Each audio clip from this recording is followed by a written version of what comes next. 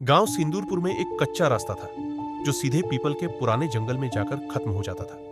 दिन में वह रास्ता आम लगता, लेकिन सूरज ढलते ही वहां से गुजरने की हिम्मत कोई नहीं करता। लोग कहते थे वहां छलावा दिखता है। रवि शहर से पढ़कर लौटा था। उसे इन बातों पर हंसी आती थी। एक रात वह मोबाइल की टॉर्च जलाए उसी रास्ते से निकल पड़ा। हवा अजीब तरह से ठंडी थी, जैसे कोई सांसें छोड़ रहा हो।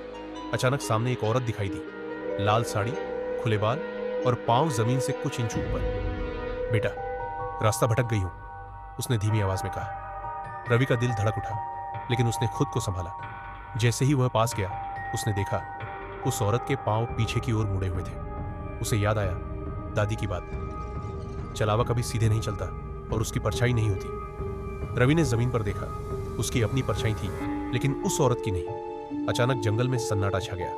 वह औरत मुस्कुराई, लेकिन उसकी मुस्कान इंसानी नहीं थी। उसके दांत लंबे होते जा रहे थे, आंखें काली पड़ गई। तू मुझे देख चुका है, अब लौट नहीं पाएगा, उसने कहा। रवि भागा। रास्ता घूमता चला गया। वही पेड़, वही पत्थर, बार बार। मोबाइल की बैटरी खत्म हो गई। अंधेरे में किसी के कदमों की आवाज उसके पीछे पीछे चल रही थी, लेकिन जब वह रुका, आवाज आगे से आती। सुबह गांव वाले जंगल पहुंचे। रास्ते पर रवि का फोन मिला, टूटा हुआ। पास ही पीपल के पेड़ पर किसी ने कोयले से लिखा था, जो देख ले वो लौटता नहीं, वो यहीं रहता है। उस दिन के बाद उस रास्ते पर लोग कहते हैं, अगर रात में कोई पीछे से आवाज दे और तुम्हारी परछाई आगे दिखे तो समझ लेना चलावा अब तुम्हें घर नहीं जाने देगा।